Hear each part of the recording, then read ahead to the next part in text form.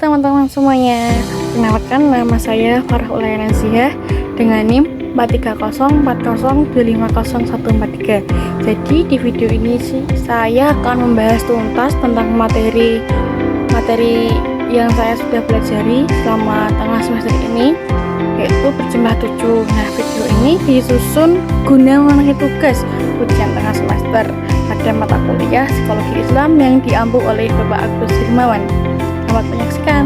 Nah, pertama materi yang saya sampaikan yaitu sejarah dan tokoh psikologi Islam.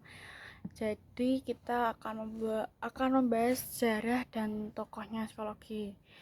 Nah, psikologi Islam pertama itu adalah ilmu yang mempelajari jiwa dan perilaku manusia berdasarkan Al-Quran dan hadisnya.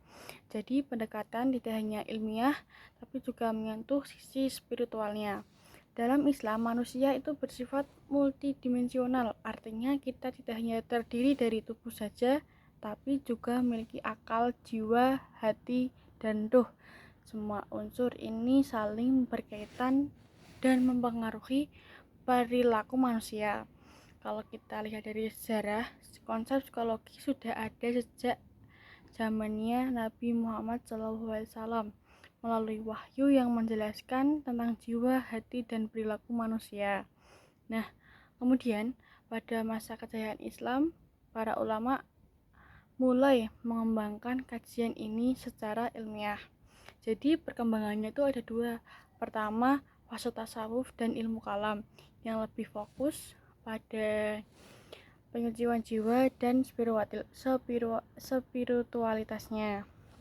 Nah, yang kedua yaitu fase filsafat, di mana fase yang dipengaruhi pemikiran Yunani dan lebih menekankan rasionalitasnya lagi.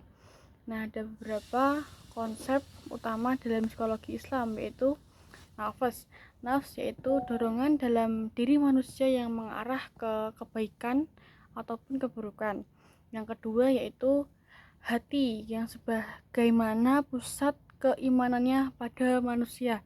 Yang ketiga yaitu akal. Akal adalah sebagian alat yang berpikir. Nah, yang keempat itu ruh, yaitu sumber kehidupan dari Allah. Nah, selain itu ada pun tokoh-tokoh pentingnya seperti Ibnu Sina, Al-Ghazali, Al-Farabi, dan Ibnu Miskawayh yang masing-masing memberikan kontribusi besar dalam memahami jiwa manusia. Nah, menariknya konsep ini masih sangat relevan saat ini, terutama dalam kesehatan mental pada manusia, karena tidak hanya fokus pada pikiran tapi juga hati dan spiritualitasnya. Nah, yang materi kedua yaitu epistemologi psikologi Islam. Kita masuk ke epistemologi, yaitu cara memperoleh pengetahuan tentang jiwa manusia. Dalam psikologi Islam, pengetahuan tidak hanya diperoleh melalui observasi ataupun eksperimen seperti dalam psikologi modern, tapi juga melalui pendekatan spiritualnya. Jadi karena manusia dalam Islam dipandang secara utuh, tidak hanya sebagai makhluk biologis, tetapi juga sebagai makhluk spiritual yang punya tujuan hidup.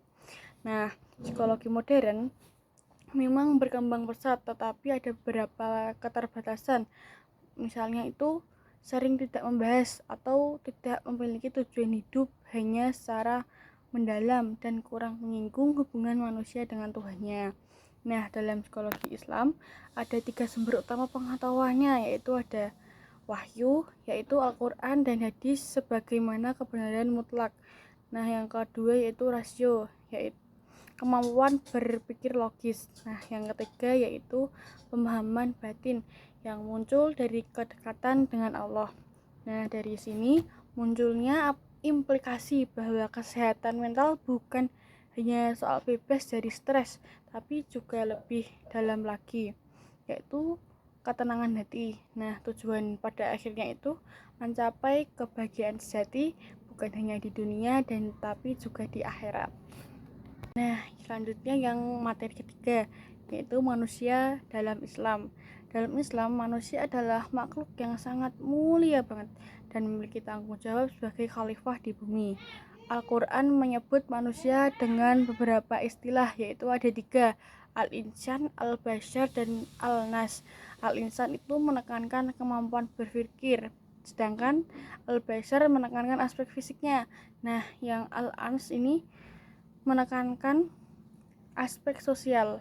Nah, manusia terdiri dari jasad, ruh, dan nafas.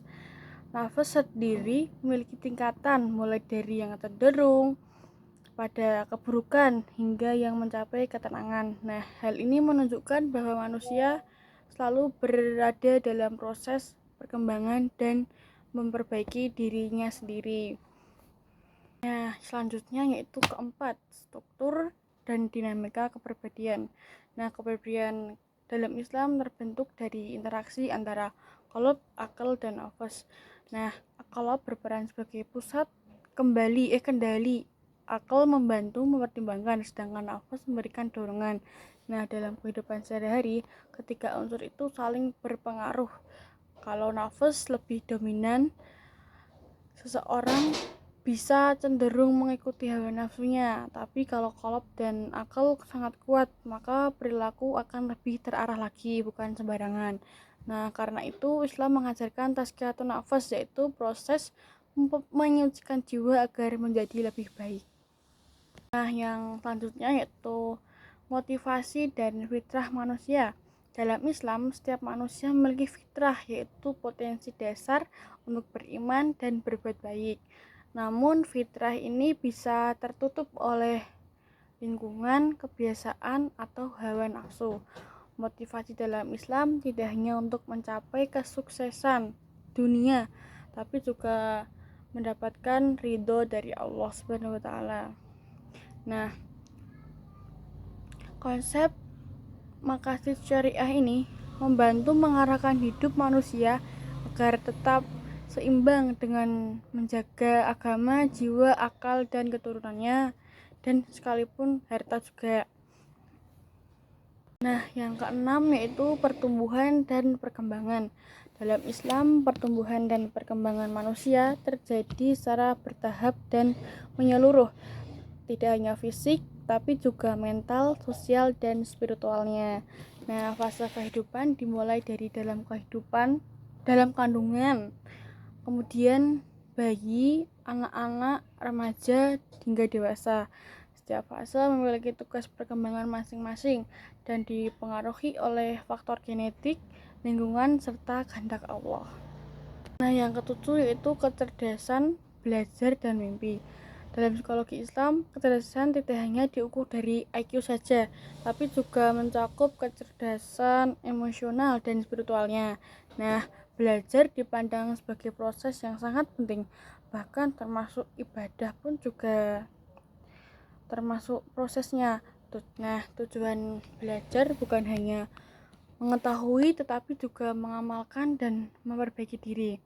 Sedangkan mimpi dibagi menjadi 3, yaitu mimpi baik dari Allah, mimpi buruk dari setan, mimpi dari pikirannya sendiri. Nah, mimpi juga menjadi gambaran kondisi jiwa seseorang.